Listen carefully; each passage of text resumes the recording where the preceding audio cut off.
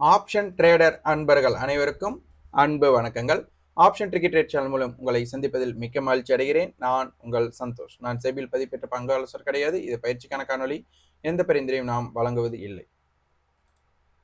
நேற்று பட்ஜெட் ஓட முடிவு இருந்தது. மார்க்கெட் வந்து பார்த்தீங்கன்னா கிட்டத்தட்ட நிஃப்டி, பேங்க் நிஃப்டி, சென்செக்ஸ் எல்லாமே நல்ல விலை குறைந்து முடிஞ்சிருந்தது.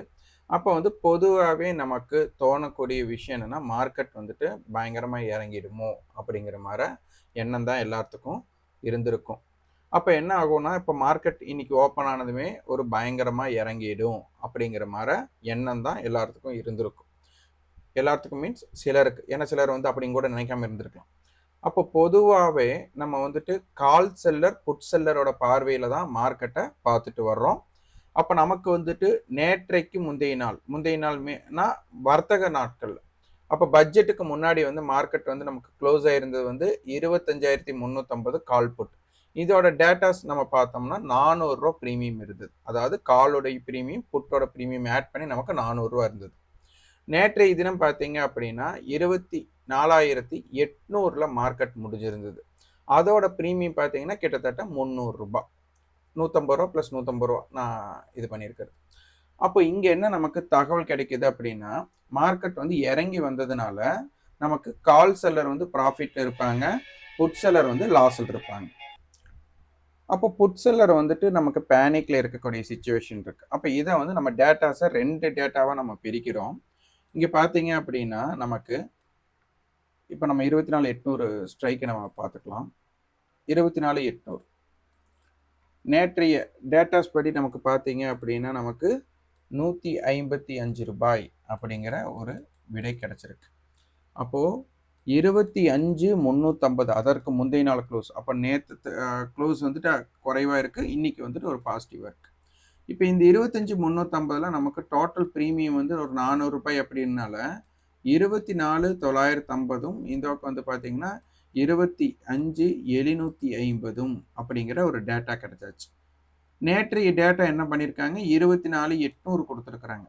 அப்போ இந்த 24,950 அப்படிங்கிற ஒரு டேட்டாவில் நமக்கு என்ன கிடைச்ச டேட்டாவை எடுத்துக்கணும் அப்படின்னா, மார்க்கெட் 24,950 கீழே க்ளோஸ் ஆனதுனால 25,350 புட்டை மட்டும் செல் அடித்தவங்க லாஸில் இருக்காங்க. 25,350 ஸ்ட்ரைக்கோட காலை மட்டும் தனியாக செல் அடித்தவங்க ப்ராஃபிட்டில் இருப்பாங்க. 25,350 கால் புட் ரெண்டையும் சேர்த்து செல் அடித்தவங்க என்ன பண்ணுறாங்க அப்படின்னா லாஸில் இருப்பாங்க. 25,350 கால் புட் ரெண்டுமே லாங் ஸ்ட்ராடல் பண்ணியிருக்காங்க அப்படின்னா அவங்க ப்ராஃபிட்டில் இருந்திருப்பாங்க. இந்த டேட்டா தான் நமக்கு நேற்றைய க்ளோசிங்கில் கிடைச்சது. அப்போ 24,800 நமக்கு என்ன கொடுக்குறாங்க, 151 310 ரூபாய் கொடுக்குறாங்க. அப்போ இதிலிருந்து நமக்கு என்னன்னா 24,800 310 ரூபாயை லெஸ் பண்ணிக்கணும். அப்போ 24,490 அப்படிங்கிற ஒரு டேட்டா கிடைக்குது. 24,800 நமக்கு ப்ளஸ் பண்ணிக்கிறோம் 310. அப்போ வந்துட்டு 25,110 அப்படிங்கிற ஒரு டேட்டா கிடைக்குது. அப்போ மார்க்கெட் இப்போ எங்கே வந்திருக்காங்கன்னா நியர்பை 25,100 வந்துட்டாங்க. இப்போ இந்த 25,350 டேட்டா படி 24,950 மேலே வந்ததுனால இந்த 25,350 கண்ட்ரோல் வந்துட்டு அவங்க ஸ்ட்ராடல் பண்ணவங்க ஒரு சேஃப் ஜோனுக்கு உள்ள வந்திருப்பாங்க அப்படின்னு தெரியுது. அப்போ 24,800 நமக்கு வந்துட்டு long straddle or short straddle எது பண்ணியிருந்தாலும் நமக்கு 155 ப்ரீமியம்னால 25,110 வந்தாச்சு. இப்போ இந்த இடத்துல 24,800 கம்பேர் பண்ணோம் அப்படின்னா புட் செல்லர் ப்ராஃபிட்ல இருப்பாங்க, call seller plus put seller இந்த 2 ப்ரீமியத்தை ஆட் பண்ணுங்க, நமக்கு 291 18 கரெக்டாக நமக்கு கிட்டத்தட்ட 310. அப்போ கால் செல்லர் புட் செல்லருக்கு நோ ப்ராஃபிட் நோ லாஸ் அப்படிங்கிற ஜோன்ல இருக்காங்க.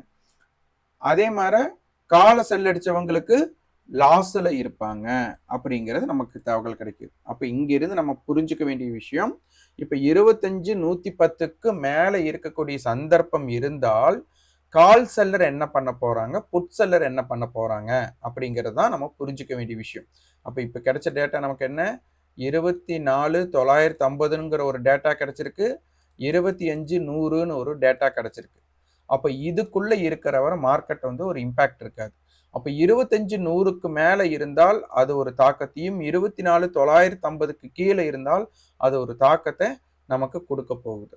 அப்போ இன்றைய தினத்தின்படி புட் செல்லர் வந்துட்டு என்ன பண்றாங்க, ப்ராஃபிட்ல இருக்கிறாங்க. கால் செல்லர் என்ன இருக்க போறாங்க, லாஸ்ல இருக்க போறாங்க அப்படின்னு தெரிஞ்சாச்சு.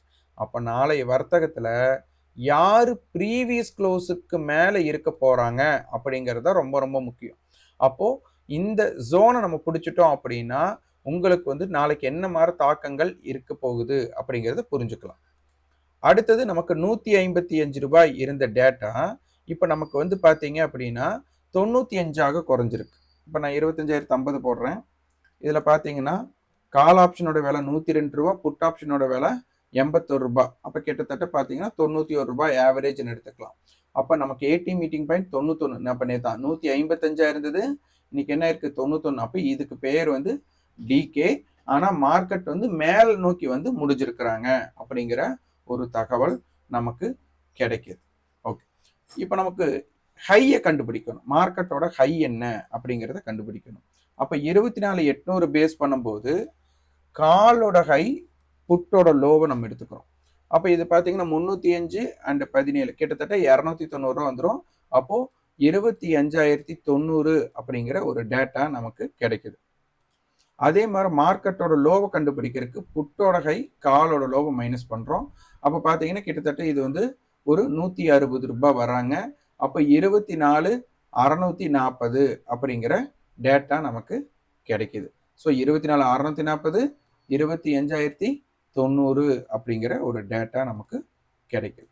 அப்போ ரேஞ்ச், அப்போ மார்க்கெட் பார்த்தீங்கன்னா ரேஞ்ச் அப்படிங்கிறது ரொம்ப ரொம்ப அதிகமான மூவ்மெண்ட் இருக்கு. அதனால வந்துட்டு ஓடிஎம் ஆப்ஷன்ஸ் ஒரு ஆக்ஷன் மோட்ல இருக்கக்கூடிய வாய்ப்பு இருக்கும். நேற்றைய ஆக்டிவ் கான்ட்ராக்ட் அப்படின்னு நம்ம பார்த்தோம் அப்படின்னா 25,000 புட்டும் 25,500 கால் கொடுத்துருந்தாங்க. இன்னைக்கு காலையில பார்த்தீங்க அப்படின்னா ஆக்டிவ் கான்ட்ராக்ட் 25,800ம் 25,000 காலும் கொடுத்துருந்தாங்க. அப்போ இப்போ நமக்கு என்ன தாக்கம் ஏற்படுத்த போறாங்க அப்படிங்கிறத பார்க்கணும்.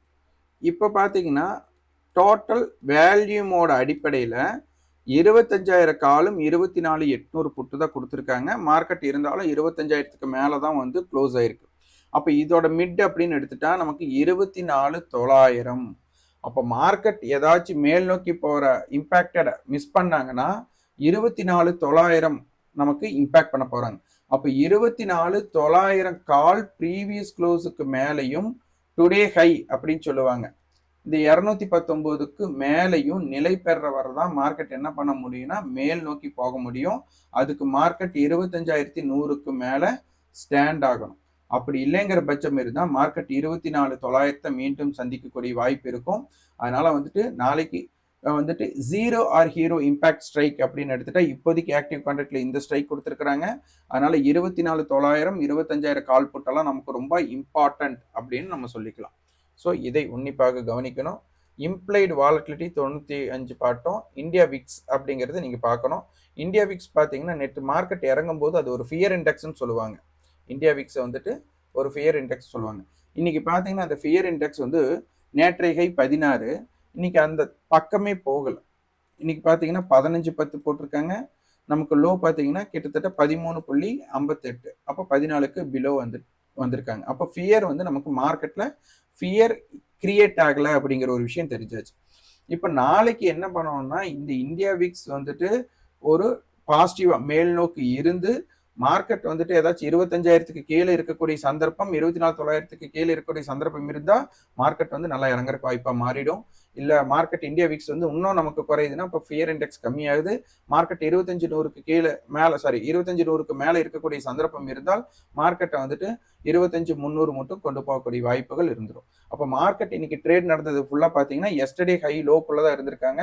இதனால நம்ம வந்து ஒரு இம்பேக்ட் ஜோனோ ஒரு பிரேக் அவுட் ஜோனோ இங்கே கிடையாது. அதனால இதை வந்து டிசைட் பண்ண முடியாது.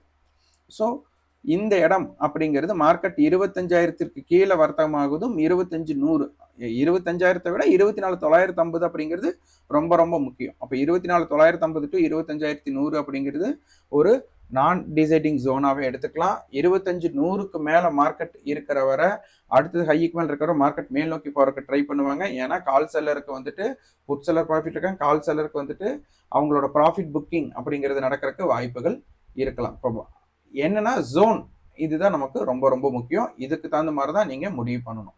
இதுதான் நம்ம சிந்தட்டிக் ஃபியூச்சர்ல பாத்தீங்க அப்படின்னா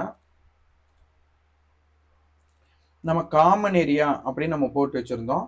24,542 டு 25,058 கரெக்டா இந்த டாப்ல இருக்கிறாங்க. அப்ப இந்த 25,058க்கு மேலே 25,100 அப்படிங்கிறது ஸ்ட்ராடலோட ஏரியா.